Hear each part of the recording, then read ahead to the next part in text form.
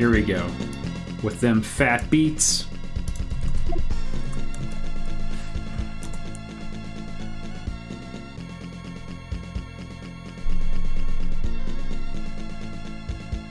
All right.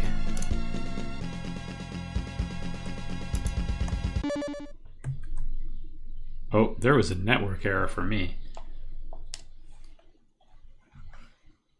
All right. I'm going to give people a couple seconds to join in.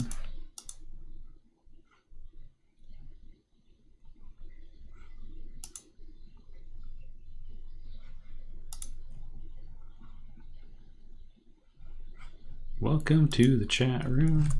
Twitch.tv/getdaved.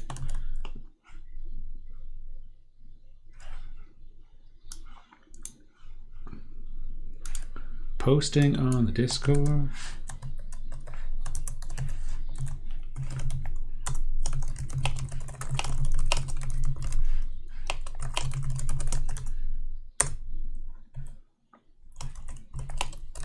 You've probably never heard of this game. And definitely never requested it. But it's pretty good. Hail and well met, Recalcitrant. I don't know how to say your name. Can't say. I haven't heard of this before. Yeah, okay, so LucasArts and Konami already. It sounds great, right? Making a mech game. Yeah? Color are you interested, I think, eh? Reset game. There we go. Hello. Praise the sun. Enjoy the wine, Katie. The vino. Red or white? Or perhaps a rosé. So yeah, this is an old Super Nintendo game. I always thought of it as Recalcitrant. Okay, that was my number 2. Metal Warrior? Metal Warriors, baby. Can't drink white. Alright. So, this game has a really good battle mode. It's couch co-op only, and it's just me in an office. Well, my office. In my house. So, you know, I'm not at work right now. Well, I work here. Let's change the subject. Really good battle mode. I'll show you real quick. And then we'll get to single player for a bit. But this game was the coolest. Okay? Imagine it's the 90s. Head to head against yourself? Well, yeah. But I just want to show you, it's neat. So we have 6 different Metal Warriors you can fight. Havoc has got basically rocket boots. And then it's a very normal platformer thing. It has a machine gun that kind of spreads the bullets out, has a shield, and you can swing a blade, which is, it kind of sucks. The Nitro can fly. It's got a little laser rifle that's weaker than basically everyone else's, but it can fly and it has a lightsaber. And it can drop a weird portable shield, which I'll show you in a bit. The Drash is the weakest, but it can turn into a fireball and just goes like vertically and just... So it's a hard counter to the Prometheus, which is actually, a lot of people don't know this, it's got a laser rifle listed as a fusion rifle. They use fusion to make a laser? Yeah, you got me. Prometheus, it's actually weaker. It has about 3/4 the health of most of the mechs. The Drash is half, and then all of the others have, 100%. The Prometheus is 75%. But shit, man, it's got fireballs and fire powers and flamethrowers, and it can make a bridge because it can't jump. So it's pretty slow. Ballistic sucks, but is kind of interesting. And then the Spider also sucks, but is kind of interesting. It can turn invisible, but, when you can screen look, it's maybe not the best. And it moves kind of weirdly. We're going to pick... I love the Nitro, and that's like the one. And we'll go... I wonder what the player 2 controls are set to. One sec. Input customization, joypad 2. Oh, WASD. Now that you say it, it kind of makes sense. Semicolon. All right. control. So it's going to randomly generate a map at first. This is just how the multiplayer works. Play it with your friends. You get different power-ups you can pick up. So yeah, this guy, just shooting Born on laser blasts, right? Hey-ya! And a stabby stab. Yeah, not bad, right? And you can fly anywhere. Yeah, I can just fly. So, oh yeah, and then we got this little guy that you can leave, which is like a... Oh, let me try one more time here, so we can have the proper demonstration. Just like a little portable shield there. Pretty neat, right? Anyway, the lightsaber is really powerful, and so if you get someone cornered, you can blow their arms off. I'm going to show you one more thing. Winners always pick scramble, okay? You can jump out of your mech and fly around and get a new mech. And so when you scramble, which the loser gets to pick, I forgot that detail. I picked new battlefield, fine. Scramble like changes the mechs you have as well, but it'll get you a new battlefield, right? Rockets are pretty good. Oh yeah, and I can just bail on my mech. Oh, I want the Havoc now. Boom, Havoc time. Blow that thing up because he could take it. He being the other me. Yeah, this is a great little game. Lots of hours of fun. I was thinking about it the other day. And so it became the one we played. So this guy's bullets are actually a little stronger, hook's a little weaker, but I mean, you can really boogie around the stage as you can imagine. No flying, right? So interesting little bit of balance. It gets, I don't know, I think there's a more interesting balance to this game than you see in a lot of multiplayers because they do a lot of symmetry, which is not that interesting, I think. Where it's like they're all kind of the same. It's not all destructible, but much of it is. But like, you know, they just have different types, and so it's like, yeah, the Nitro can fly, a little bit less firepower at range, a little bit more, which is, you know, normally you'd want to have range if you can fly, but no, you got to go in close if you want to have the advantage. And, you know, the Havoc, it's got a lot of ground speed, but not a lot of verticality, so it's like a little apples to oranges, right? And so, like, you can get in a fight between the two of them, where the Nitro wants to go vertical and the Havoc wants to go horizontal. And most people would instead be like, you know, there's a rock, paper, scissors system, or there's a tank, and there's a healer, and there's a DPS, and everybody has to attack the tank, even though they shouldn't. It's like, that's not interesting. This is, to me. The Prometheus, really strong, can kick anyone's butt in a straight fight. We're doing single player now. Check this out. Prometheus can take anything in a straight fight. But, I mean, if you're in a Nitro, you can just fight it, get your butt kicked, bail, go find a heal or a new mech, and come right back and keep doing it. So it's like the Prometheus has to win 3 or 4 fights.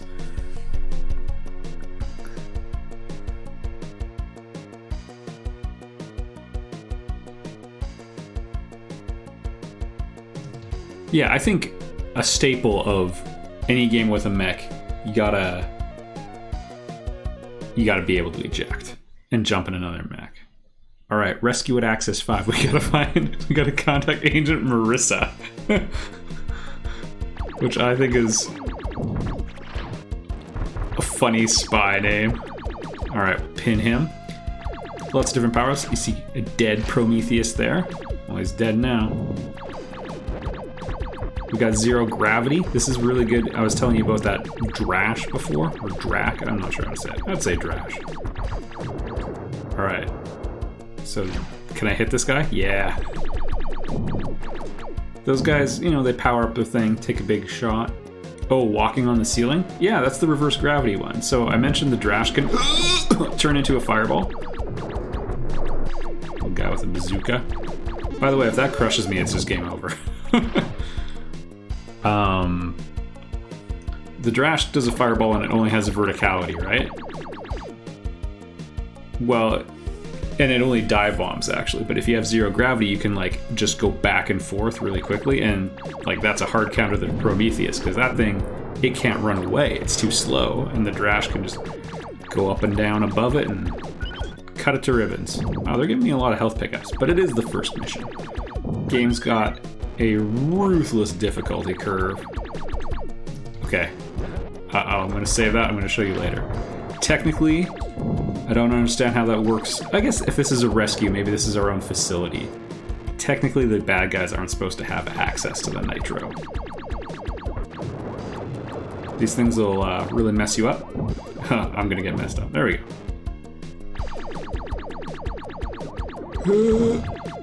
I got away easy on that one. Okay. Some sort of hydroponics thing going on.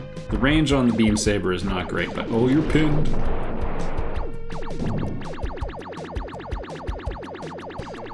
We're gonna be taking some damage. Which is also kind of something I like about this game, how like, you know, in a lot of games, like, you know, in a Mario game, which is genre adjacent, you know, side scroller and all that, you like don't take hits, right? And this one's like, no, you're playing shot for shot all the time, and like, you know, you're trying to control range or whatever, but I think like these big hulking things shouldn't be too agile. Okay, check this out. A, he can't hurt my mech. Is he gonna do it? Okay, this guy's just being dumb. Yeah, see your death. One sec. Call it even.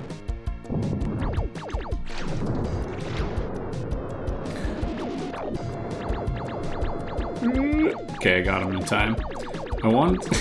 a terrifying thing can happen in this game, and I want to show it before we get to more difficult stages. Usually around 5 I can comfortably beat, and then it starts getting rough. Well, it'll take care of itself. Anyway, if you're ejecting from your mech, be careful. Because those little guys, some of them are mech pilots, and they will 100% take over your mech and attack you. Which is like, I think something that would be considered like a modern sort of systems approach to game dev now, right? That's where you don't necessarily know everything that can happen. And it's the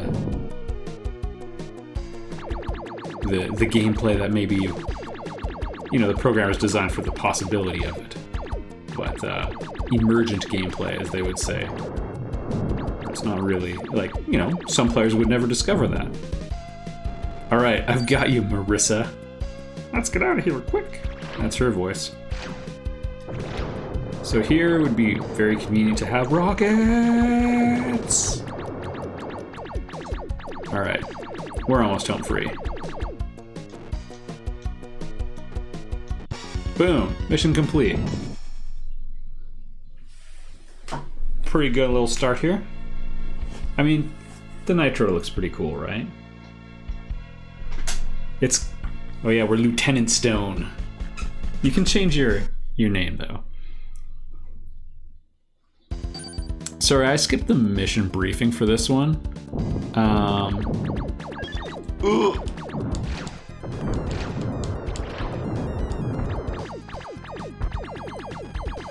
We have to hijack the station or something like that? It doesn't matter too much, but I do think like the music and the, you know, the briefing room, like those sorts of things add a lot of atmosphere. Also something that like you don't see too often anymore. You know, you think about how important, you know, in a game like TIE Fighter, which I Let's Played, which is a similar era, you know, they had the concourse and, you know, you could see where you were going to live. Or, you know, the ship you lived on or whatever, the Star Destroyer or the base. Boom. That backhander just... like I'm returning a serve in a game of tennis. Okay, yeah, this guy would absolutely hijack my mech. You know, and in this they show like the bridge of the ship, and it just adds a little bit of placefulness. I don't know. The opposite of placelessness. Okay, yeah, we definitely don't want that thing to go into enemy hands. And it definitely will.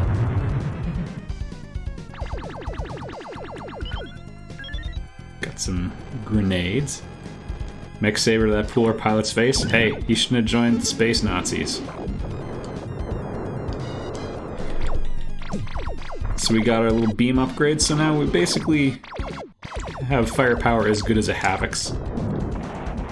And it can get pretty strong. If you, like, dig back there. Boop. Yeah, that's level 4. That thing's gonna despawn before I can do anything to retrieve it, though. It's ridiculously powerful, though. Phenomenal cosmic power.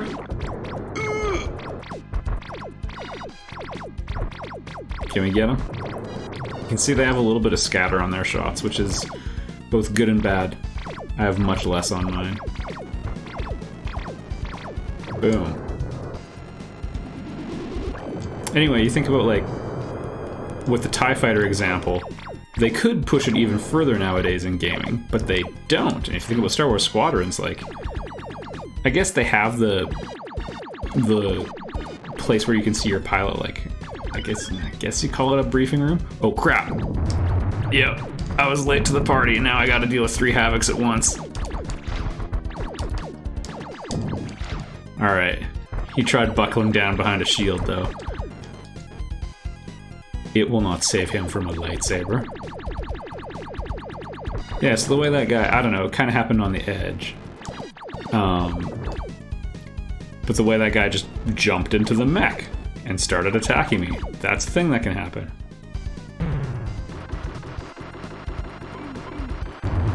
Oh, okay, that's, yeah. Someone took over my mech. Oh, crap. Oh. Yeah, you have 10 hit points. Your little pea shooter does 1.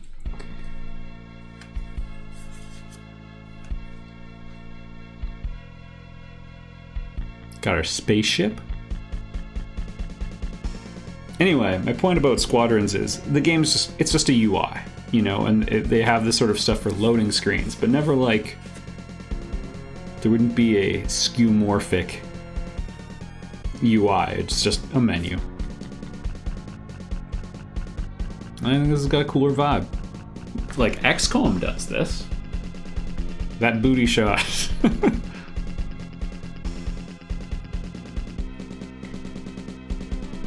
Oh man, Lieutenant Stone?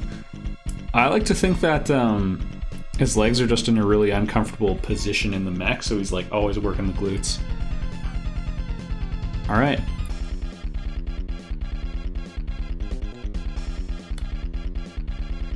I think like even the mechs are kind of interesting because like we've got the Konami plus LucasArts combo going on, so like you have like a lot of mech stuff is just like super Japanese where it's like really riffing on Ultraman or Gundam or Voltron or like all those things. This is like you can see this nice middle of the pack where Western and Eastern styles are meeting, and we got like the Nitro, which looks like this hybrid, right? It looks a bit Gundam-like, but also like kind of has a marine look to it.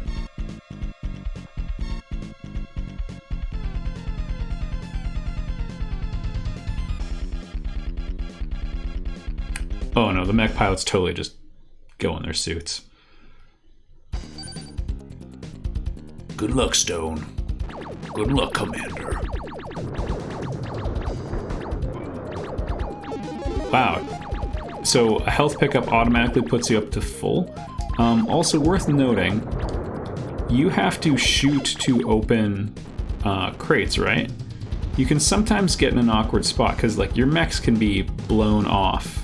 Or your mech's arms can be blown off. And so you have to hop out briefly, get back in. That can get weird if your mech gets hijacked, and then you can go on a wild goose chase to try finding. One sec.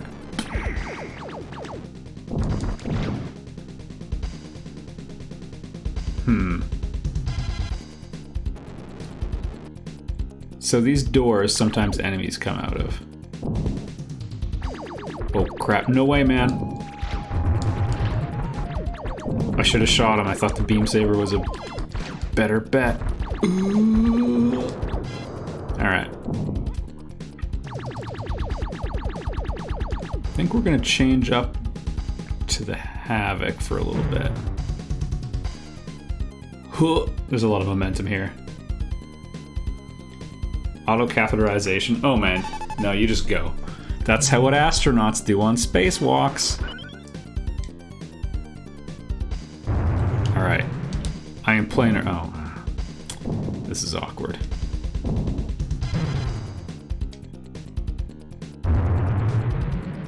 Alright. That ought to do it. As I was saying, I ain't playing around anymore. There we go. You can push it, but... Alright. We're going to be taking this one on the chin. The Havoc's probably not going to have the longest tour of duty at this rate. Well, take some heat off the nitro when we swap back.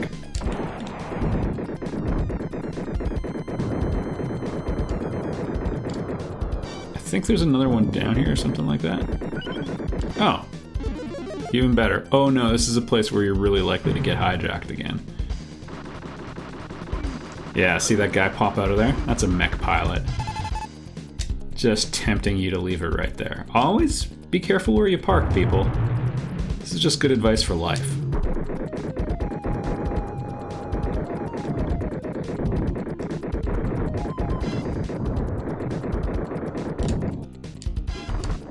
Come on. Oh no. You've captured the central power core. Yeah, enemy dropship. Oh man, and we're taking a Havoc. Okay, I can get a Prometheus. We only need to save 2 power cores, I think. Boom. So we're just gonna... They're destroying the core generators. Yeah, we only want to protect a couple. And my bullets aren't gonna hurt it. So we're just deploying these floating mines up there. There's only 2... Yeah, I see him, man. Okay, maybe we're gonna lose the mission, actually.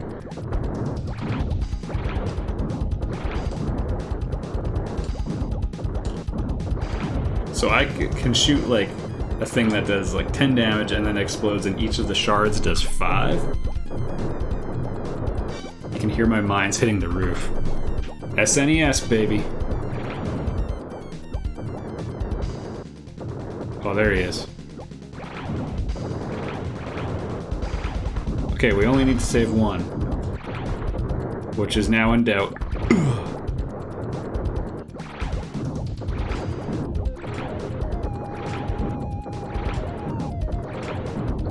There we go. I got him. Because you can pick when it detonates. If you just tap it, you just instantly have it explode.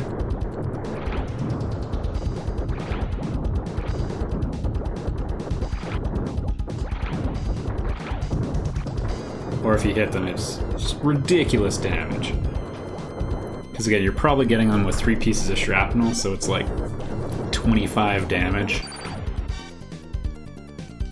Now get to the hangar and stop that enemy drop. Oh right, it's gonna peace out.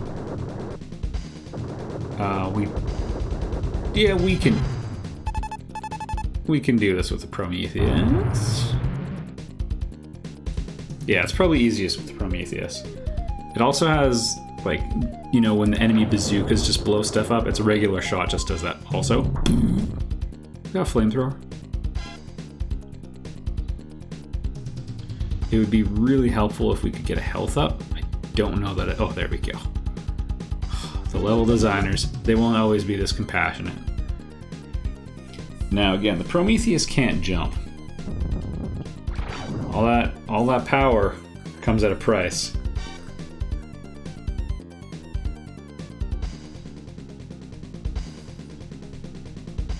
Alright, so now that we've paged the elevator,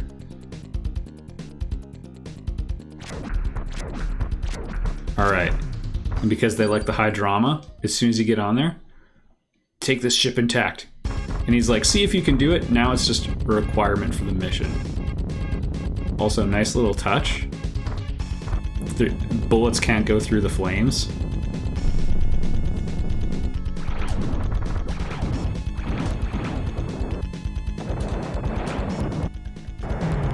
Sorry, man. Oh, I don't know if I can get him. There we go. Bring the ship back into the hangar. I like that one thruster. Maybe it's like naturally floating away, so it's got to angle down. Either way, they put in the effort to do that. There's little bits of polish. Aren't you glad Disney shut down LucasArts? Boom. Mission 3 done. Metal Warriors.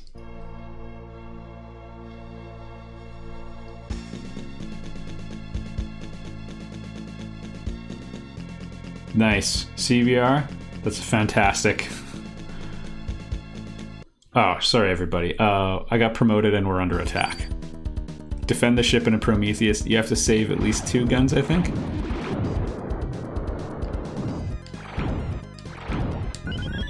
Alright, we got rockets.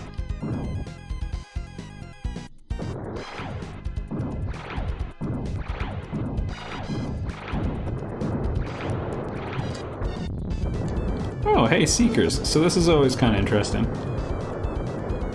Oh yeah, they can just trash the bridge, which I think is... They're doing some serious damage. Yeah, well, maybe you should send more than one mech to fight.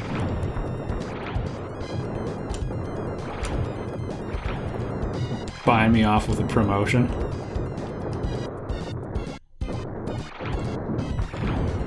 Stone, you're promoted to captain. Also, there's been some budget cuts, and you're flying all your future missions solo. Like, at least in the others, you know, you can see it in your mind that, like, oh man, I'm part of this squad, and we're gonna infiltrate. And there's, like, 3 mechs going in. Never saw them, but, you know, your imagination filled in some blanks. Which, again, you can do nowadays.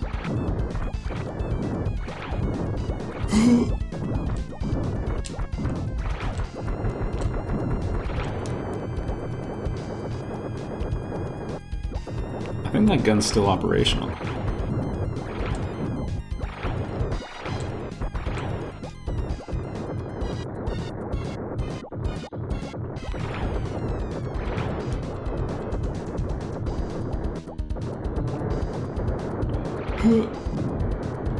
You shall not pass. The squad mates are emotional support. You can do it! I guess his first name's Blake? Boom. Easy. My imagination has atrophied since I haven't been able to play D&D. Yeah, because you haven't been playing Metal Warriors. Alright, we're back to Earth, everybody. So this is the ice. So we're at another difficulty spike here.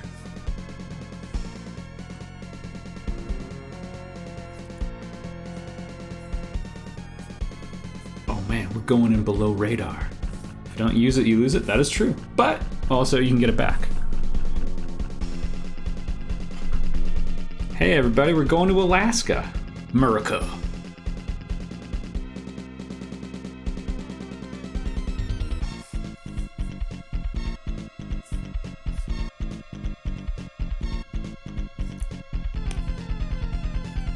Vaguely looks like cotton candy's coming out of them. Are we gonna catch on fire when we go? Yeah! Also, I think this might be a sequel to Cybernator, which probably was more well-known than Metal Warriors, but very similar, and that was another Konami and LucasArts collaboration.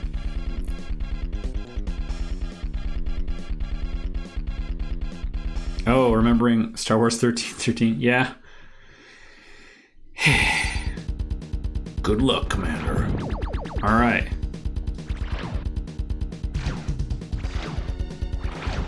Alright, that was the most awkward standoff of all time. There's some enemy mechs in here that can really mess you up if you're not careful. Because again, the nitro... Okay, well now I have some firepower. Is that like exploding sound you hear every once in a while? Okay, I'll see if I can show you. Oh. Back, devil. Yeah, there it is. They mentioned that cannon we have to destroy. It's just shooting. Oh, don't want to destroy that.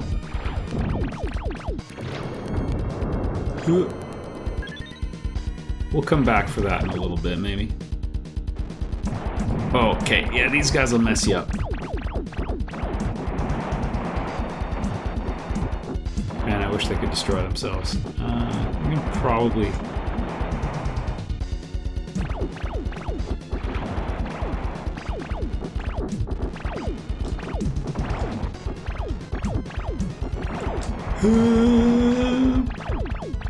Boom. Oh, yeah, that had beam sabers. I did not realize that. Okay, we're a little messed up. But we have a ballistic rocket time. Okay, so now there's a clock ticking on how long I can use these rockets. This is not really ideal. This area is designed for the ballistic. Let's get out of here.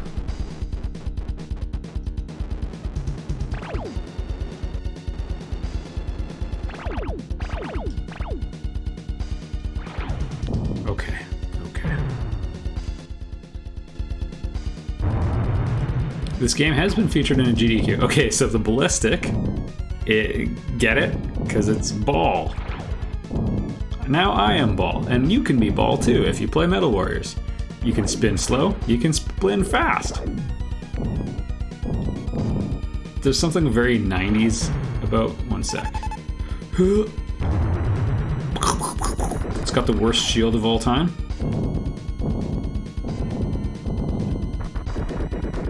The problem is it has to go through this deployment time, but you can do that. And if you get your timing right, you can like partially fire off like 3 level 4 shots or something and then keep the charge going and shoot a pretty big boom. So that's nice. You can see it was going through his shield.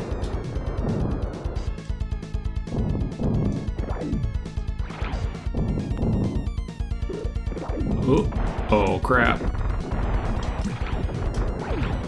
Alright. Health?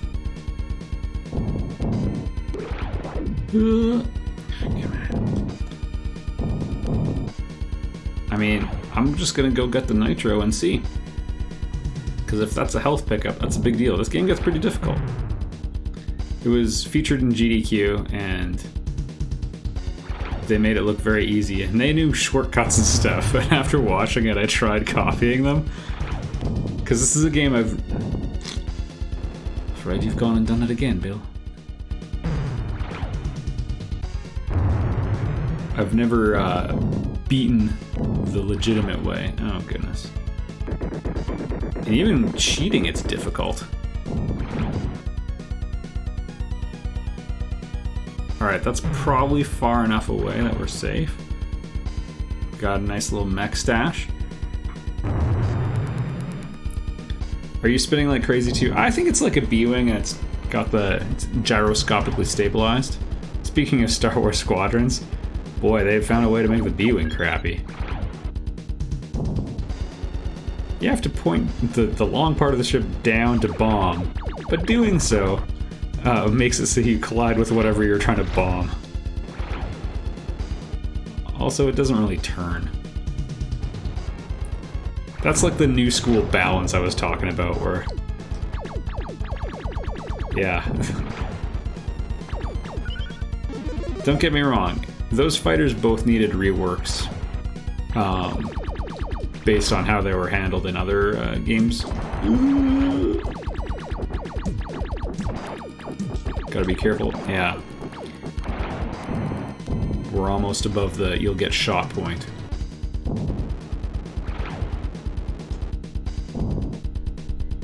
Hey, I'm just gonna wait. He'll blow up my mech if I'm not careful. Sorry, sir, you have to die now. Well, there go the rockets.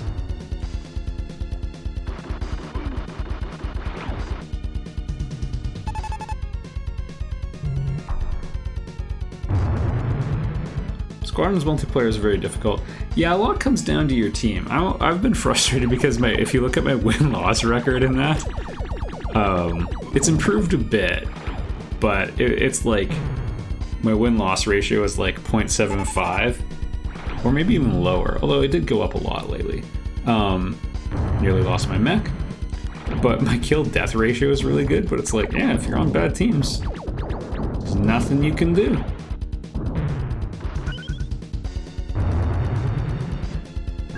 Okay.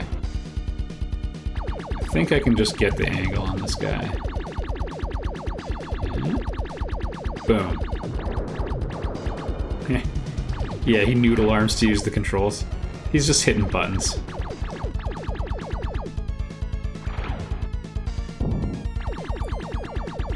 See these guys respawning? Because again, there's the doors. Gotta watch out for the doors. Boom. Like how you can really sense the momentum of these things as well. Like if you're starting from rest, nitro can go up pretty quickly. And you can see the bigger flare from the engines. Oh, crap, this is not advantageous. Oh, he nicked me. Yeah, that cannon's no joke. Alright. I don't really love where I'm at.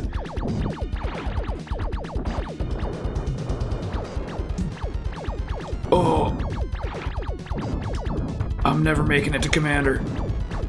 Alright, let's try going underneath. Have you seen the game The Ascent yet? No. I'll hit bugs! That's a good trick. No, tell me about The Ascent.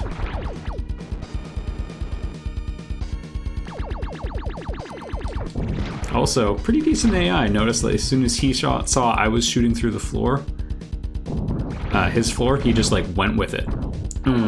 Let's dance, buddy. And portable energy shield, it's not bad. Helps offset the Nitro's relatively weak gun. Its fusion rifle.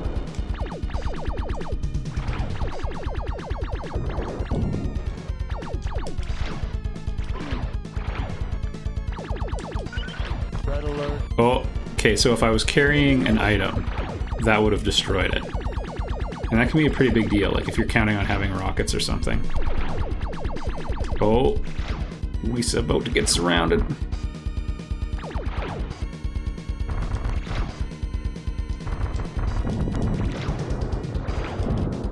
Boom.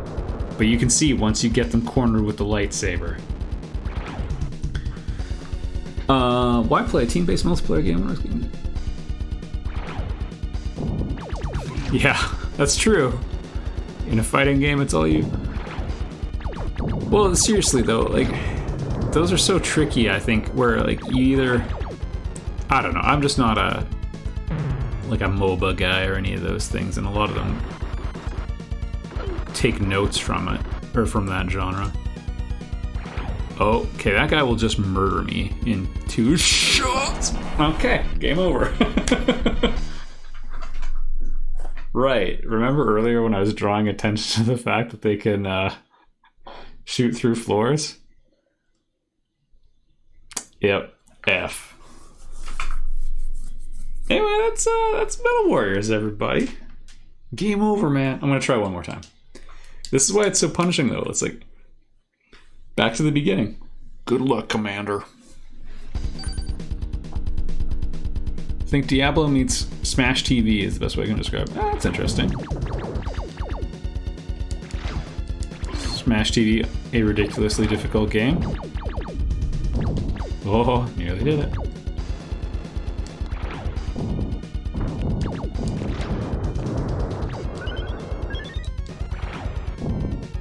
Do it again, but better. You got it, man. And I'm not gonna save my rockets this time. I'm a rocket man.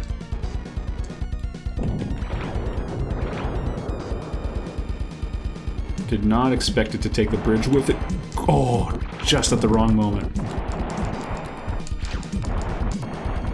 Yeah, okay, he messed me up. Let's do some science, though, because I think I just noticed something.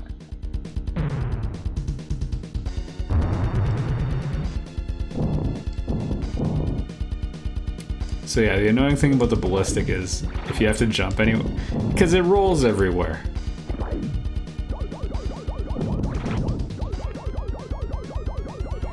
Boom! Alright. The nice thing about the ballistic is you always have explodability. Because I ran out of rockets before I could... One sec. Ha! Again, if you have time, like, moving around... Don't mess with me, Havoc. Yeah, have a taste of the same gun.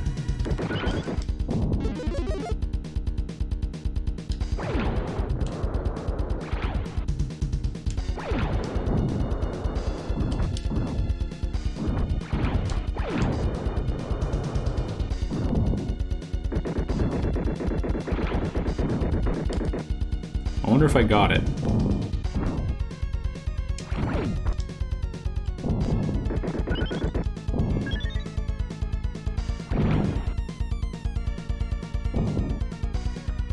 Okay. Yeah, also they introduced the ballistic in the stage with ice physics, which is... In some spots, the level design is very sensible, and in others...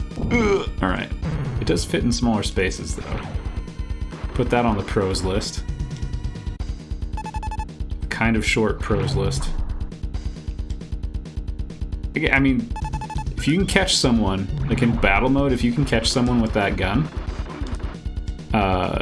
it does damage for every overlapping... Oh shit! He got me again! Never mind what I was saying. Oh, well, okay, fine. If you, it does damage every frame it's connecting them, so if you, like, catch them just right, they, like, ride the wave of the big blast, and you can just, like, shoot them across the screen with it. Yeah. Anyway, that's Metal Warriors. I can normally beat that stage. The next one is kind of...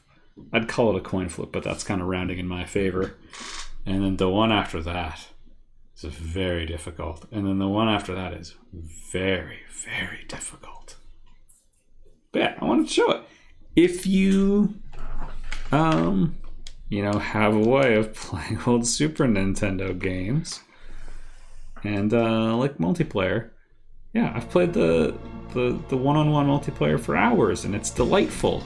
Because once you get scrambling, changes the map, and there's a lot of different maps. I'm sure, whoa, like 20-ish? And each one has like different mechs preset on it, and different numbers ranging from like, some have 0, some have like 6 backup mechs, like, you know, 3 different types, a pair of each. Some even have more than that, I think, but you have to like jump out to like do your little noodle-armed computering to get out. So it's like sometimes guys will like puppy guard like the panel where you have to hop into your mech, and they'll just dare you, or they'll be like hiding off screen and lob a grenade onto it, which is a one-hit kill. In case you didn't notice, you die kind of quickly if you're not in a mech. Kind of reminds me of Xenogears. Yeah, they're like all delightful. Yeah. Xenogears is a game I haven't played in like 20 years. A buddy of mine, who I still hang out with, there was a pawn shop in the little town I grew up in, and it had... Oh, hey, we can watch a battle mode. This is not me. They had... I got like Lunar, the Silver Star Story complete for... Oh, you don't want that matchup, man. I got that for $25, and he got Xenogears for $25. Yeah, so if the Drash does that fireball thing on top of him, it's over. That Z-Tech, that's like the best one. It just makes you do everything twice as fast. That Drash has got to retreat and get some health. And that Prometheus has got to get out of that elevator shaft. That's not where you want to be. Yeah, I think the Drash is in big trouble if he doesn't get health. I also don't like this matchup. Yeah. You can just see what a beast the Prometheus is. Like, that thing has fewer hit points than the Nitro. He's just oh man. Yeah. You can't escape. But this is the thing, is like you can just keep throwing mechs at it. Because again, it's so slow. Can't even jump over that mech, so he can either get out of his Prometheus or bail. No, dude, you gotta get the other nitro. Gotta get the other nitro. Yep. That's how it goes. I've seen that fight many times. I've piloted it many times. Anyway, yeah. Delightful game. Man. I've contemplated making something like this as like the next project. It's like, can we bang out something like this in a couple months? Just do the multiplayer. I think that'd be neat. Anyway, super difficult game, but yeah, if you want to have a fun, like hanging out with a buddy in person, if that's a thing that still happens, yeah, it's a great couch co-op thing, and I haven't played a game really like it since the whole time. This whole time, nobody's making Metal Warriors 2 or Cybernator 3. Anyway, that's all I got. I kind of thought I'd last a little bit longer, but I'm not getting gunned down by Havoc outside my mech again. I'm not getting a coward's death a third time. Good stream. Yeah! Short and sweet. Check out Metal Warriors. How's everybody doing? We can chat for a minute. We can turn to just chatting. I'll get in the hot tub.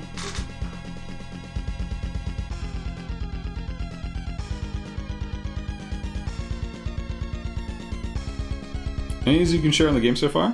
Yeah. Well, I mean, we were just in PAX. Maybe I should turn off the music or whatever. I don't want to construe this as Metal Warriors. Here. We'll pause the emulation. That should clarify. The fact that Twitch made Hot Tub a section disappoints me so much. I mean, I think the real problem is lack of communication and consistency on the rules. Yeah, because it's kind of weird, right? It's like they set Twitch up to be for gaming, but other people want to be part of it. And it's like, well, you know, you don't want to say no, especially if you make money off of them. But then, yeah, at a certain point, it's like, all right, do you want to become the hub or not? And then they kind of are caught between two worlds. So I have some sympathy, although, yeah, they could do a much better job being clear. I digress. PAX East went really good. Most of the interviews went very well, and the rest that didn't went pretty well, because I had a ton of interviews. And I took the week after off. I was like doing interviews right up until lunch, and then hopped in a car and left 2 hours later. So it was... yeah, that was tight. That was crazy hectic. I'm glad to be done. I'm always glad to be done those events where you're like interacting with the community. Just because like what will happen is you will be talking to someone and they'll be like, I found a bug. And you'll be like, okay, I'm going to fix it. And then someone else will be like, I found a different bug before you can finish fixing the first one. And then you like go to respond to them and he's like, okay, I'm just going to fix one other bug. And then it's just bonkers. And even... I got speedrun mode. This is for a video game my company is making called Reign in Jericho. Story-driven Metroidvania, for those who don't know. Wishlisted on Steam. Coming to PS5, Xbox Series X and S, Nintendo Switch, and Steam, and itch.io. Coming to more platforms later. Anyway, like if you go through the chronological order of all the interviews I did, and most people didn't actually post the interviews, they like wrote articles, but they the first one I was like, yeah, I really want to get speedrun mode done for PAX, so I've got like a day, because the first interviews are before PAX, and then like you can hear the progression of me being like, I finished speedrun mode, but I haven't implemented it. Like, I have to do the UI. It's like, okay, I found a bug with the UI. Okay, I got it on the test server, but we can't put it on production yet. And just like, you can hear the entire progression over the course of several days. And normally that would be like a one-day thing, because I coded it from the beginning with this in mind. But yeah, it just stretched over days, and yeah. Anyway, so it went super well, but like having to juggle all of those balls is so difficult. Yeah, get your mind out of the gutter. Didn't you say that you hate that kind of thing during the XCOM 2? Well, I hate promoting and marketing. The nice thing about most of the interviews I had is... and I generally am quite antisocial online. I like talking to people. I don't really like text. Unless it's like to write a story, because I like books and I like video games. But the interviews, most of them were like, a couple of people just wanted like the facts, right? They're like, what is the release date? What are the consoles? What is the genre? There were a couple like that. And I kind of don't blame the reporters who were doing that. Or some of them are podcasters. So I guess, yeah, you shouldn't call them reporters because they're sort of separate from journalists. And some of them are content creators or whatever. But yeah, some people just want like the basics. And you could also tell like how tired people were. Because like before the early interviews, like were so cool. I was talking to a guy from Screen Rant. We were hitting it off and just talking life, man. And then like by day 3 of PAX, everybody's just like, oh, okay, so who are you? Sorry, I was up until 3 a.m. Or a lot of people being like, yeah, sorry, I'm in New Zealand, so I'm up at 4 a.m. right now. I'm going to have breakfast in 5 hours. I have interviews the entire time. So it's like, yeah, you get a little bit of that. That said, one of my best interviews was with a guy from New Zealand. Anyway, people are all over the place. Yeah, they all went really well. And that was kind of just, you're sitting down and you're talking games with people. And that's nice. But the marketing stuff of like, I don't know, trying to talk people into something is weird. Which is also kind of weird because I'm pretty opinionated in real life. Like if someone's like, I don't like Metal Wars, you'd be like, you're wrong. Let me make a video on how much I like it. But yeah, it was helpful. One thing I heard was from Game Grumps where they say like, when you're doing your marketing or whatever, like if you believe in what you're making, then try to get into the mindset that you're doing it from a place of generosity where it's like, I have something cool to give you. I'm asking for money in return, but it's cool and it's worth it. You're wrong, Dave. I'm going to make a video game about how marketing is great. There's probably a game there. I wouldn't want to design it, but there's a sweet sim there. Hello, Aurelius. You missed Metal Warriors because I kept dying. Hope I'm well. I'm okay. I'm glad it's the weekend. TGIF, am I right? Anyway, development in general. Honestly, this was a frustrating week because I needed to get some recordings of stuff on the Nintendo Switch, and Monday I wanted to be done, and I finished and submitted it on Friday. Because again, I was juggling a bunch of other things throughout the week, and new bugs came up. And yeah, it's harder to debug on a console than it is. I mean, nothing could be easier than debugging in the Unity editor, but when it's console specific, yeah. So that was frustrating. That was my week. But yeah, I got some other stuff done.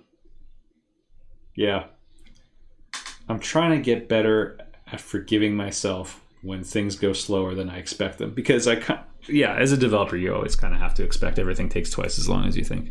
Anyway, that was my week, man. I play, test, report bugs for mod, and bugs coming up out of nowhere is constant struggle. Yeah. Well, and like what Katie was saying, where it's like, you want to have bug-free code, it's like, it can be done, but most people, it's like, okay, you never skip a unit test ever. And you keep everything simple and tiny and don't have elaborate, complex things. And it's like, because I think you could make like a digital watch with 0 bugs and have like perfectly bulletproof secure code. I think it could be done. But, you know, the difficulty increases quite a bit. And then, you know, oh, well, we're going to use a plugin for this. It's like, all right, or an open framework. And it's like, now, if it's stable now, they'll break it. Reduce the number by 1 and increase the unit by 1. 4 days, 3 weeks. Yeah. Yeah. Well, that's what happened this week anyway. 2 days became 1 week. And honestly, well, no, it was semi-reasonable to expect things to work because the last Switch build worked. But it's like, okay, I broke it sometime during PAX. Yeah. This is how the sausage gets made, people.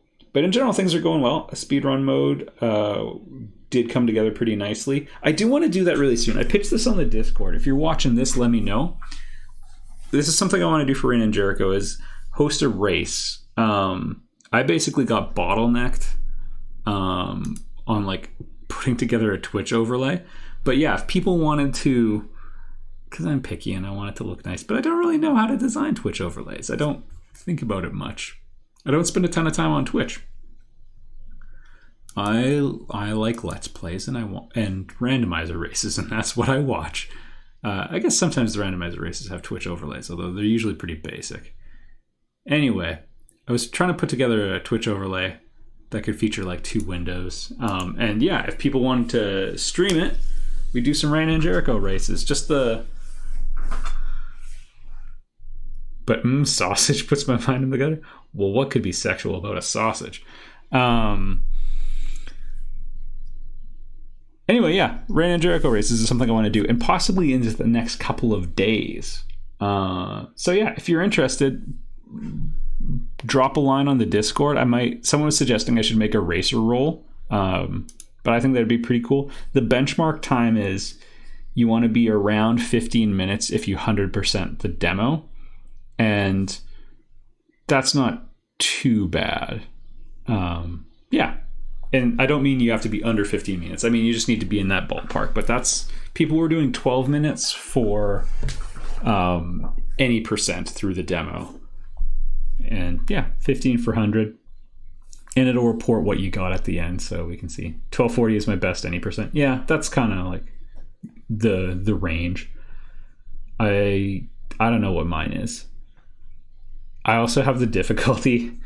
There's one room where like there's a computer console and the rocky terrain covers part of the screen, and it drives me crazy, but I'm always like midway through something else when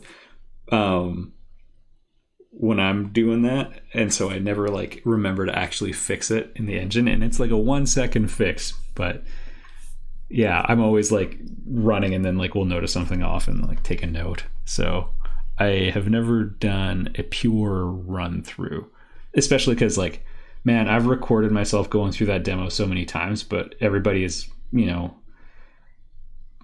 want this with commentary explaining this, and yeah, do that a lot. Someone can get down each enemy for exact number of hits without being hit themselves. Okay, do you want to know how the enemies work? Do you want to know how enemy hit points work? It's pretty simple. Not all of Reigna's attacks do the same amount of damage. Obviously, like the combo finisher that looks like a big hit is a big hit. And by the way, there's an artifact that will be in the final game that'll tell you the information, or like you can see hit point damage numbers with it. Because there's one that just like gives her a ton of information. Yeah, the finisher hits not just a little bit harder though. On certain enemies, it hits like as much as 3 times harder. Anyway, so you can get feedback so you can make more informed decisions there. It also adds crits, no big deal. Anyway, how it works is Reigna has a base damage of 15. And that doesn't really matter, but it's 15. And different attacks have a multiplier that goes onto it. So her basic attack is just a multiplier of 1. So she's doing 15 damage. And then the finishers are usually around 2, sometimes a little higher. And typically it's like if you get multiple hits, it comes at the expense of power. So like her spin attack has a multiplier below 1. So you're doing 2 hits, but it's like great area of effect, great movement. So that's part 1. So okay, you swing your sword for the 3-hit combo, you do 15 damage, and let's say 30. Enemies have a defense value that just subtracts off of that. So if you have an enemy with 10 defense, you're doing 5, 5, and then 20. Right? So if an enemy looks like they're made out of metal, hitting them once really hard with the finisher, especially if you can control that with spacing and whatnot, that's going to give you more bang for your buck. So like the beam scorpions, they do 1 hit, and any finisher will kill them in 1 hit, or will kill them right there. You don't even need the full 3-hit combo. The melee ones, if you do the forward moving combo, you need 4 hits, because the 1-2, those guys just have a little bit more defense. So like your 1-2 from the beginning of the 3-hit combo, they don't actually do a ton of damage. Most of the damage comes from the finisher. So you need 2 finishers or 3 hits and a finisher. Rifle guards usually need a 3-hit combo and 1 more. So like doing the full 3-hitter and then like sliding into them is really good. The slide attack is, really effective against them. Not so much on the beam scorpions, although you can kind of use it to manage your positioning well. Because of course, not getting surrounded is a big deal. And then melee guards, they have resist mode, so you kind of want to tag them a few times, get out. Phantom, same thing. Just tag them, get a big finisher on there, and then back off until they're out of resist mode, and then get them one more time. There's under the hood. Is nailing the directional for getting diagonal jumps with the cloak. Oh yeah, the dash scarf. Quasimodo, it sounds like, which I'm assuming is Quasimodo, but I'm going phonetic. It sounds like you're using an analog. How does the resist mode work? It does not add flat armor. It filters out damage on some enemies. It depends on the enemy. And the big thing is it kills your ability to stun lock them. So when they're doing that, you can't stun them. And same thing for Reyna. When Reyna gets hit, she goes into resist mode and cannot be stun locked. For like 98%, it feels better. Oh man. Oh man. Those are fighting words, Quasimodo. You can never say that. I mean, J-Bash on the Discord was like, oh man, D-pad's way better. It's like, yes. But I mean, I get it. I bought a Switch to play Celeste because I thought that's a game. I wanted to get a Switch, and I thought Celeste is a game I should get on Switch. And I did that to help my mental health at the time because I was back at my old job where I didn't want to be there anymore. And so I got Celeste. It did help me. It's a beautiful game. But I remember starting it with the stick and then, like, I'd start messing up diagonal dashes and stuff, get frustrated, and then sort of retrain myself to do the Switch D-pad, which I don't love. The Switch Pro Controller D-pad is much better than the Joy-Con one. But, yeah, you have to retrain yourself. So for D-pad inputs being comfortable, I think... So, I mean, there's the habitual side where it's like, you got to retrain your reflexes. So there's going to be a skill dip. But in terms of comfort, a lot just depends on your controller. Like the PlayStation controllers, the PS4 and PS5, and the PS3. Actually, every single PlayStation ever made. Those controllers all had really good D-pads that are soft on the hands and everything.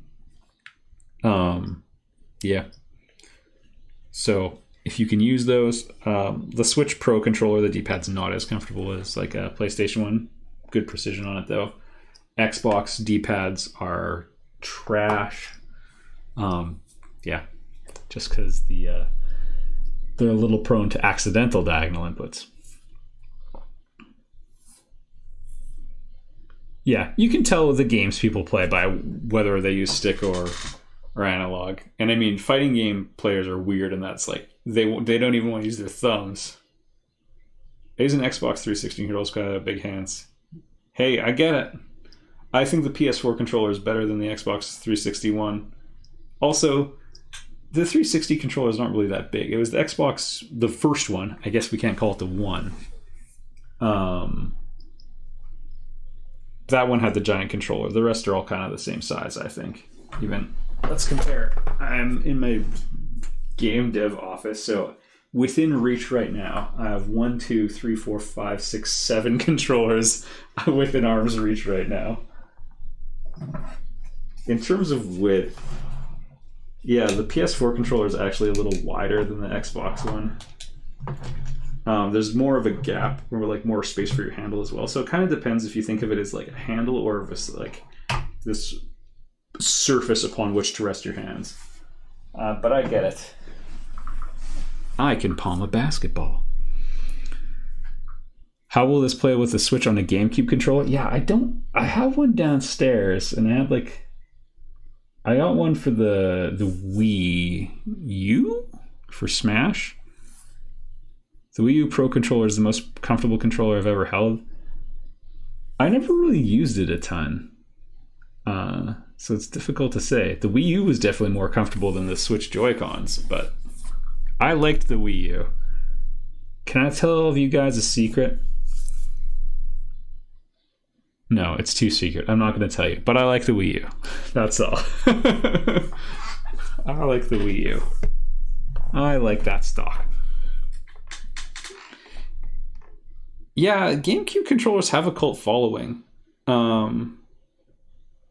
And rightfully so. They are weird. The Wii U had upsides. Yeah, and if you have, like, it's so weird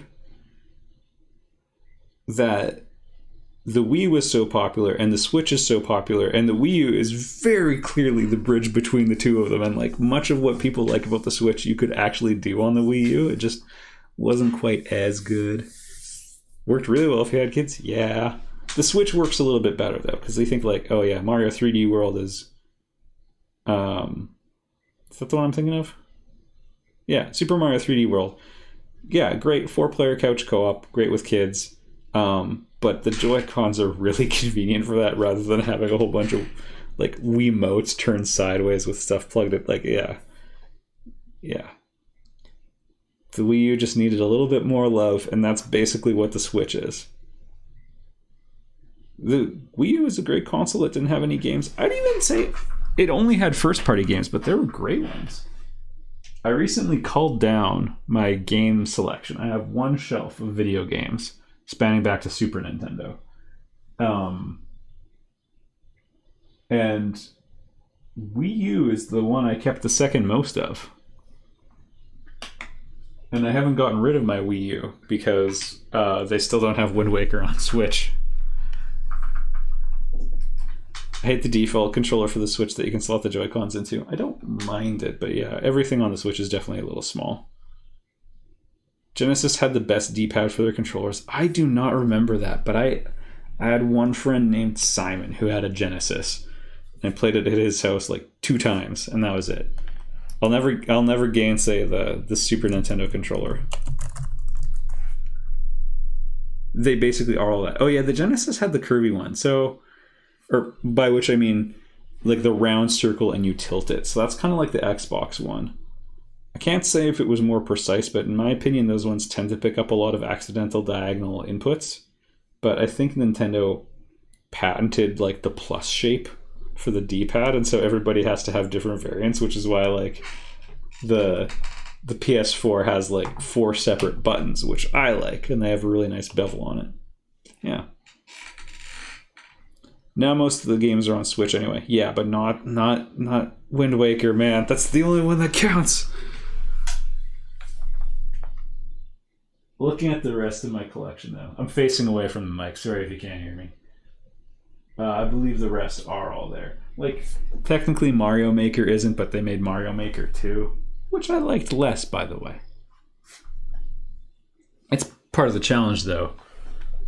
Mario Maker 1 had already come out, so, you know, it kind of scratched the itch. What can Mario Maker 2 add? You know, more stuff. But, like, you think about how Dragon Quest Builders 2 leapfrogged off of 1, that, like, cleared the original and really extended it. 2 is, like, yeah, it's a bit more than 1. Some things different. Yeah. Shinobi. Yeah. Slight inspiration for Reina's scarf.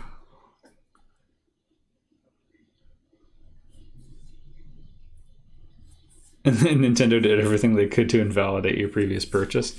I forget when I got mine. Well, actually, it's pretty easy to figure out because I got the Wii U.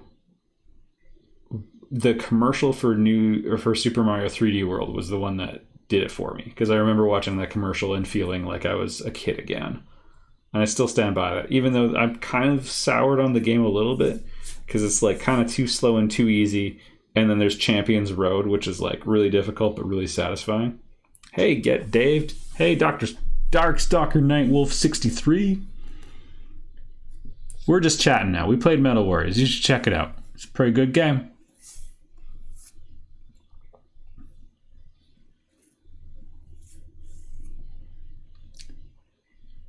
But yeah, you know what though? If you got that Wii U, you You still got the ability to play the perfect version of. I think I have to call it my second favorite Zelda now. I'm replaying Breath of the Wild for a third time off camera. It's a good. I guess I missed most of the stream. Yeah, party's over. We're just cleaning up the kitchen now. We're just putting the bottles in the bag. Star Control had some really cool stuff. I have heard of that many times.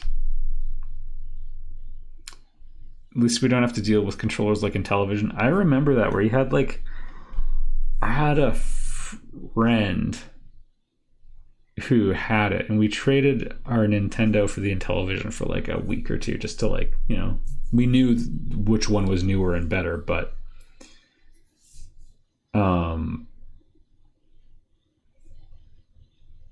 we swapped, and I think Intellivision was the one where you had paper cards you slid over the controller to get different imagery on it, so to change your labels, which I think is kind of a genius idea. It was proto Nintendo Labo. Oh, I have the Extra Life 2018 banner. Well, if you want to support the Strawberry Children's Hospital, go for it. I don't remember the disc drafts. I just remember playing Snafu, which was basically Snake, and Defender, and those are the two good games. Actually, yeah, Snafu. That was 4-player couch co-op. That was my first co-op experience. Not co-op. 4-player couch multiplayer, though. Before GoldenEye. But yeah. Oh yeah, R-Type. I was never really good at that sort of game. But yeah, new R-Type is out. I'm glad that sort of stuff happens. That's important to me because I founded my company on the principle that you get technology advancing and you get new ideas and all these things, but sometimes good old stuff gets displaced for no real reason, and R-Type is a thing where it's that genre I don't think will ever go obsolete, a 3D version of that, TIE Fighter for an old 3D version of that, or Star Wars Squadron. So technically they're both games about flying spaceships and shooting bad guys and that kind of thing, but it's they're unalike. R-Type is a shooter with a Metroidvania game like RNJ. How do you feel about the Castlevania series itself? I have not played a ton of Castlevania compared to other stuff. I was firmly in the Metroid camp, but probably Symphony of the Night. That's it's not a nuanced answer, but it's my favorite Zelda is also Breath of the Wild. That's not... Yeah.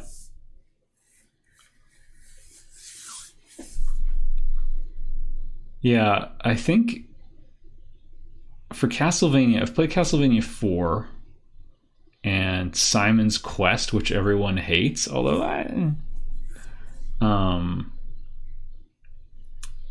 Symphony of the Night... I don't know if Bloodstained games count. They're very, much more recent. Stylistically not. But yeah. Yeah, I have Bloodstained Curse of the Moon.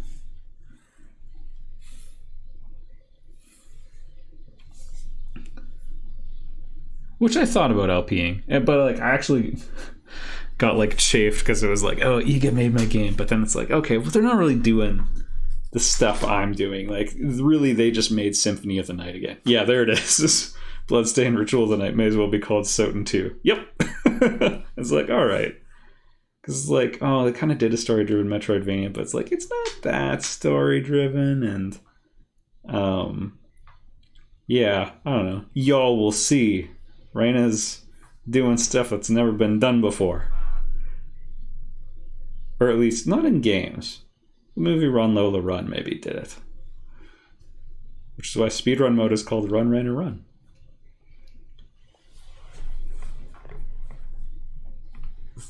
The one big part I was actually disappointed with, yeah. I would argue what Bloodstained Curse of the Moon, I think, has a better story. Where it's I was invested in that group of 4. Is Zangetsu gonna be okay?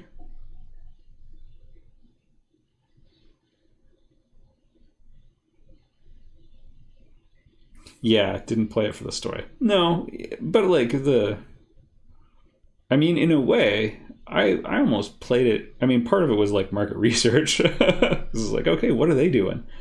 But I kind of played it for Iga, if I'm being honest. Speaking of Super Mario Maker, he made levels on there, which I thought was cool. But yeah, where it's like, yeah, this is a creator I respect. So I want to see what's coming out of his brain. Civ 6 now has zombie mode. So I hate Civ 6.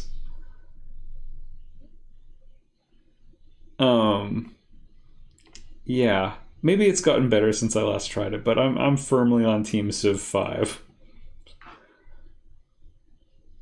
Yeah, I don't know. Maybe there's been an expansion pack, but even like Civ 6, like they had just like it was like Arial or Helvetica or something for like the font, and like you think of, like Civ 5's visual design was so tight and like even just like the perfect use of Gothic fonts and everything. And it's like visually, and then they just lazily threw in a default font, and it's like, man, if you're gonna pick a generic one, at least have one where the L and the I look different. Come on, man. This is like really nitpicky graphic designer stuff, but it rubs off on everyone. Just like, if you're gonna be boring, pick Proxima Nova or something, you know? This is like very niche criticism that very few people will appreciate, but I mean, you can measure. It's like, if you notice it takes longer to read, or like some books you seem to be able to read faster than others, but the text seems about the same size. There are reasons. Anyway. Yeah, can relate to buying it out of respect. Yeah, because like, oh man, yeah. The response to like people crapping all over Bloodstain's reveal. I get it. Gamers are vicious, and you have to be diplomatic, because the thing is, like, those passionate people criticizing your game, like, if you can win them over, it's like you have a zealot on your team now. But yeah, people just trashing Iga for how his game looked, and I thought it looked good. But even the trailer he made, and he kind of got flack for making the trailer of him like sitting at the table, like drinking his wine and showing all the negative criticism, and him being like, I'll prove them wrong. It's like, I admired that so much, because that's how I think. Like, I don't know, I have the competitive upbringing and the sports background and stuff, so it's like, yeah, which is very annoying on the internet. Because, you know, people will say something negative and then peace out forever and never talk to you again and never check. So it's like the conversation ends. But anyway, I appreciated that he like put out a trailer being like, we're going to push it further. Like, we're going to do better. Yeah. Good on Iga. And yeah, again, that made me, I already respected him, made me respect him more. And yeah, good on him. And again, they even did like the sorts of changes they did that kind of mostly won the community over. I think that a lot of people just responded to the, okay, he's actually trying. But I don't know, people are weird. Like, even when we revealed that Reign and Jericho was coming to PS5, we had two main avenues of criticism. Well, actually, let's say three. One was the visuals, which was super frustrating because Unity updated the render pipeline 2 days before we had to cut that trailer, so it broke everything while we were supposed to be recording and editing the trailer. Everything broke. Every light had to be changed in the entire game, and every material. So when Unity has an error, of like a coding error visually, it turns something purple, like the hex value of FF00FF. So it's like bright, vibrant magenta. So the entire game turns out you can't differentiate objects from other objects. Reed did everything, and we had 48 hours to do it because the blog article had already been approved. So we're just in a mad scramble. And so some people are like, oh, the shadows don't look very good. It's like, dude, the rug got pulled out from under us 2 days before, but we had to roll with it because of a bug in the previous version of Unity. It's like, that was rough. So we got some visual flack. So again, hence my solidarity with Iga. And then a lot of people were just like pissed off that they couldn't get PS5s. And then some people were like, well, why would it be on PS5? It's like, well, I mean, it's on Nintendo Switch as well, and PC and Xbox and It's like it's on everything except PS4, but we couldn't afford the second dev kit. It's coming to PS4 later, but it's just like, yeah, just people will take all of their bag and just throw it at you. So anyway, Iga's the man, rolling with it and throwing back, right? Because you don't want to be. I feel like a lot of impersonal corporations would be like, we hear your concerns and we're doing our best and hashtag we will do better and like all that's like lip service, and that actually works, and that's so gross. Whereas like Iga just like took it personally and revealed that he took it personally. It is in beta, right? What is it? So it is not the final, so it's not going to look 100% perfect. I mean, technically, Reina, if you're talking about Reina and Jericho, Reina is in alpha right now. The demo could be considered a beta. Visually, things keep changing, and it's like, even the games, again, I'm only working on one. Reina and Jericho is in, technically alpha. The demo could be considered in beta, but there's still key features that aren't in there. And stuff like animations just got changed. So like it's a tiny detail, but like when Reina grabs a wall, for example, there's a little bit like you can see weight added to it.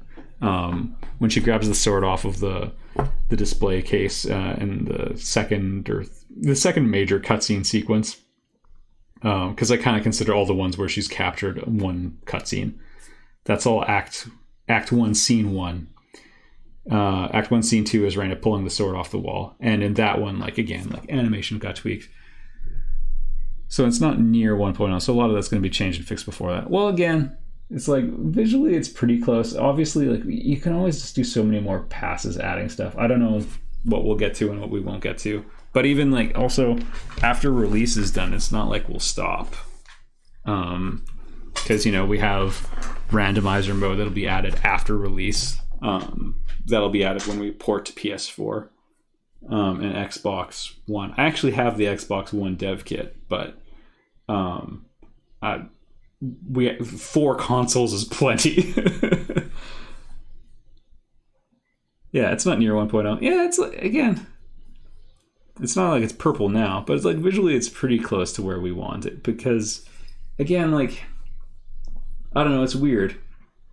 People will look at a game like Death's Door and be like, oh, visually that game's really strong, but it's leaned really hard into the simplistic stylized aesthetic. We have a different type of stylized aesthetic where people tolerate, like, they have a lower threshold of minimal detail that they'll be willing to tolerate.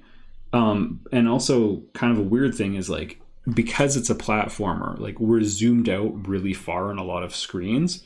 And so people will be like, oh, it looks so empty. But it's like, yeah, but you need to be able to see the entire room or else you can't navigate it properly. I like the per release. How's the game going? Update videos. It's going okay. It was a bad week, but it's going okay. It wasn't even a bad week, but that Nintendo Switch bug, I let out like a massive scream when I finally nailed it, and I came out and talked to Mrs. Get Dave, and I was like, I think it was really bugging me, and she was like, it was really bugging you. You've been a jerk for 2 days. I shouted. I was just like, yeah, but louder. Pretty sure the neighbors heard. I mean, there's a question was about. Oh yeah, no worries. Yeah, again, like some of it's pedantic, and it's even like, what does alpha or beta or gold even mean, right? Because it's like, if we don't get all of the environment details like polished to the degree we want by the time release day rolls out, like we'll probably still just do it, right? Because there's like multiple passes we do for aesthetics. So it's like it starts off as like a cuboid room, and then we complicate the cube mesh to be less boxy. So sometimes, and then obviously if it's a crate, you don't have to do that. But if it's like a rocky area, then you want to do that. And then inevitably that wrecks stuff because we rounds corners that should be sharp and it messes up floor detection and everything. But there's like a couple passes of that, and then we start adding like decor and everything. But it's like, okay, decor happens in a couple passes, and it's like you can cut one of those passes to hit a release date. But yeah, would we go back afterwards and add them in here? Yeah, absolutely. So even like, and again, there's a major update is planned. That's part of the release. So yeah, it's just little things will keep getting tweaked. Yeah, and I don't expect that to ever stop, because the problem is like you get a criticism from someone, and like if you agree with it, it's kind of like, well, I agree with them. You know, one person, I got a complaint on the Steam forum the other day where someone was like, when you press the confirm button, it doesn't speed up the text like in cutscenes. And it's like, oh yeah, that used to work, but I had to disconnect it for multi-platform stuff. And I never reconnected it. And I didn't think it would bug anyone, but it did bug people. And it's like, yeah, that used to be in there. If he'd played the demo like a month earlier, it would have been in there. But so it's like, yeah, we can put that in there, but also like that doesn't have to be in on release day. Like if you're looking at features you can push off for like a day 6 patch, that's a prime candidate. Because again, it's like it's a positive polish, but well, some gamers will never do that. So yeah, anyway, it's a messy business. Anyway, that's all I got to talk about. Good chat, everyone. Good Metal Warriors. Good talking over top of the Metal Warriors logo. Just the layers of work, the rough draft, alpha, beta, and so on. Yeah, with the one catch that like when you have a book, when you publish it, it's done. But this, when you publish a game now, you're not really making a book. You're making like a PDF or even a website.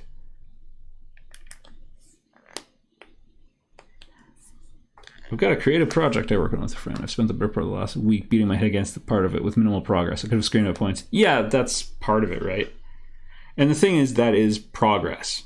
Because you got to think like, if you imagine like a path you have to walk along and there's, a cave entrance covered with a boulder, it's like, okay, if you're viewing progress in terms of how far along the path you've traveled, then when you hit that boulder blocking the cave entrance, the path goes to the cave. You have to do something about this boulder. If you're viewing progress as steps along the path, then you have stopped having progress.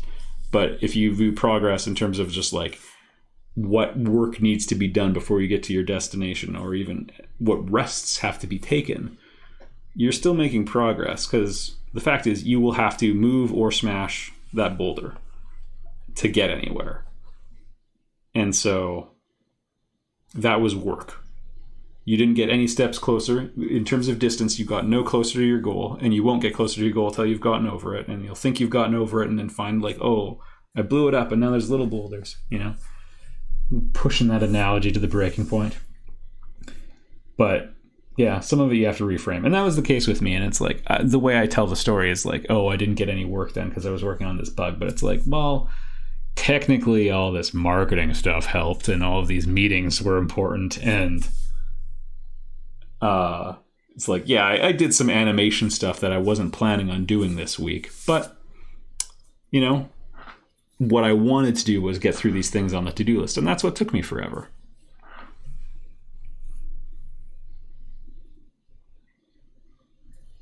Sure. Yeah, and that's when you have to take a break to clear your thoughts. Yeah, and that's the hard thing, right? Especially for me, again, because like it's interesting the way like other things influence your thinking. But like I never played precision sports. I played like stuff like hockey and soccer as well. And I was never like a sniper in soccer, so it was okay.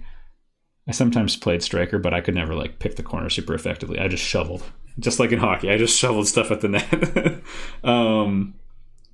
But like those are sports where it's like, if it's not going well, you can just dig deeper and like try harder and push harder. And it's like, if someone shoves you, you shove them back harder, or you refuse to follow. Like you can dig deeper and you overcome a lot with effort. But it's like in real life, that is useful most of the time, but there are sometimes you just have to chill out and walk away and calm yourself. And like a lot of the time you inadvertently solve the problem in the back of your mind later on. And that's kind of, I don't know. I'm so bad at that and I need to get better. But anyway, I get what you're talking about, Alan. I can give the advice, but it's only because I ignore it myself. If I take a break, it'll stay unfinished for longer. Yeah, that's the theory, right? I don't even know if it's necessarily true. Like, they have these studies that they keep putting out where it's like, oh yeah, the 4-day work week showed that productivity didn't go down. I have a hard time believing that for me because like I work almost every evening, and definitely get demoralized by it because when your life is like get out of bed, go to work, have a little bit of family time, and then go back to work and then go to bed and then get out of bed, go to work. It's like, that's a tough grind because, and you turn to like these cycles of hope and despair where it's like, oh, maybe it'll all be worth it. And it's like, oh my goodness, it all sucks. And there's just like, you're mentally drained and you're emotionally drained. Like you're drained in every way. And there's kind of nothing. This is like going to sound really dark, but there's kind of nothing worth living in that lifestyle because it's like you're not taking time to enjoy the good things in life. You've dedicated all of your energy to the grind. And so there's nothing left for you. There's nothing left for anyone. And again, I'm biased in that direction, but yeah. So when they have these studies that show like the 4-day work week is more productive, it's like, I don't know if it would be for me, but I do see how it's like, having people just have higher abundancy in their own life would give them like more. And yeah, gains in morale and stuff would be a net positive. It's just, I feel like if I did that, like I'm wearing so many people's hats and, I sometimes think when I started doing game dev, I would think like, oh man, this would be like 3 different people's jobs. And now it's like, we're at the point where it's like, this would be departments. These would be entire departments dealing with this.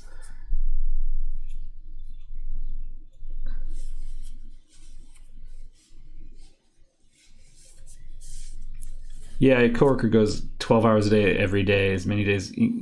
I can't comprehend that. Yeah, that's an empty life, I think, which is like, again, a really harsh way to phrase it. But I think that's just a problem of like the competitive workplace where this guy's like probably going to get a promotion or like get recognition or maybe won't. And that's kind of even worse. But it's like,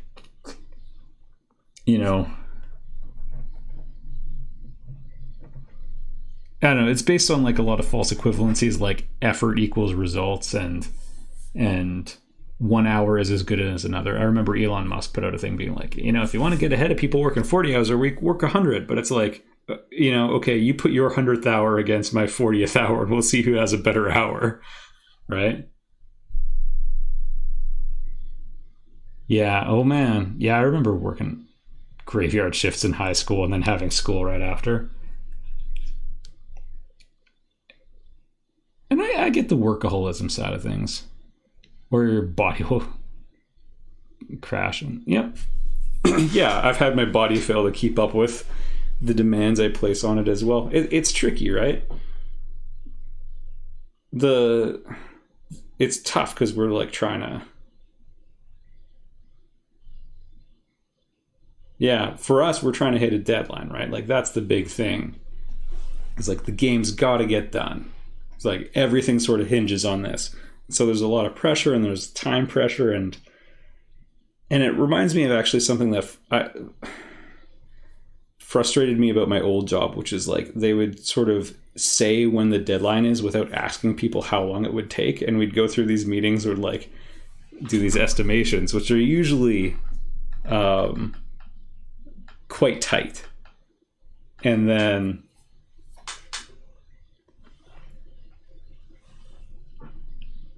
yeah, you come up with the assessments like, oh, the deadline was never realistic, but yeah.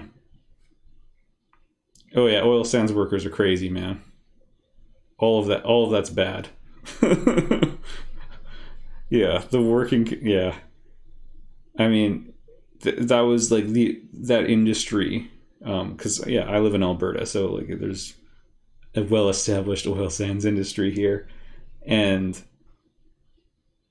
they're the epitome of the sort of crash and burn, and it's kind of a crash and burn resource too, right? Where it's like there's only so much, and if the value is high, we know that's not going to last forever, right? Because commodities rise and fall in value, so it's like we got to cash out while we have the chance. And so like people would be on drugs to help them work longer hours and stay awake longer and just all sorts of stuff. Yeah, just hammering Red Bulls all the time.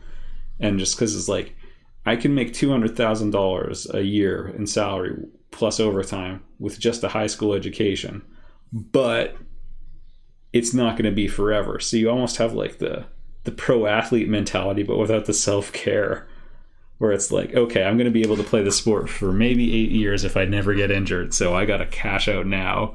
But it's like, yeah, it's so hard on your body. Yeah. And then, a lot of the time these guys get sort of sucked into I should spend my money on this, spend my money on this. So you fall into the pitfalls of the pro athlete model as well, where it's like these guys think like, I'm getting paid, $1 million a year to be on the practice roster of the Dallas Cowboys. Probably less if you're on the practice roster.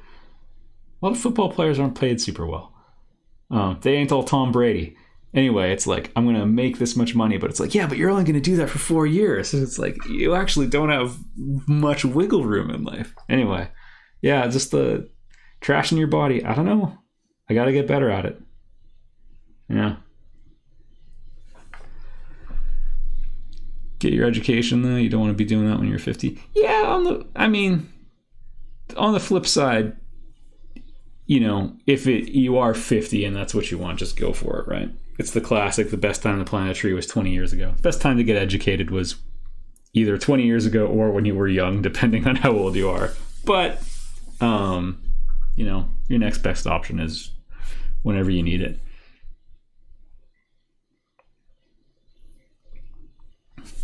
Anyway, I'm going to go. Thanks for joining me. Thanks for chatting with me afterwards. Man, I was feeling bad because we only had 38 minutes of Metal Warriors due to lack of competence on my part. But yeah, thanks for chatting, everybody. And hop on the Discord. And yeah, if you want to do Reyna races, check it out on the channel Discord. Just message me. I was going to make a role for people. I started mentioning this and then we got sidetracked. Chat. But yeah, I'm going to make a role so we can tag people. And so I can just add people. And yeah, if you want to be part of the races, that'll probably happen in the next couple days because I like to do one stream a month. This is already the end of July, so like in 2 days we could start this.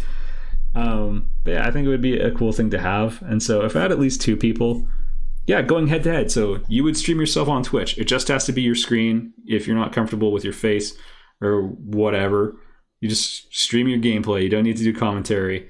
Someone else will stream it.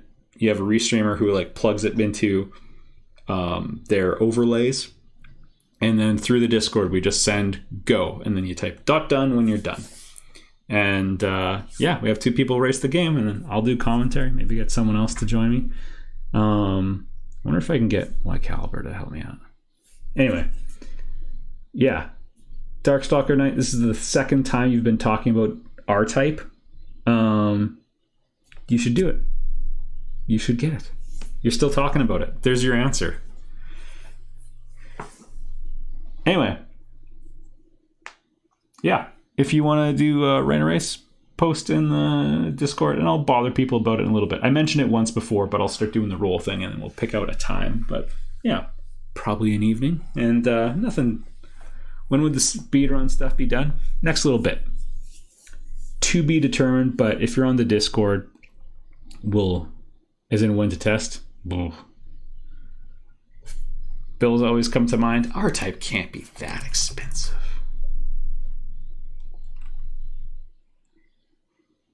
R-Type Final 2. Okay, it's okay, it's a little expensive. Maybe wait for the Steam Summers or the winter sale. Anyway, have a good night, everybody. Thanks for coming out.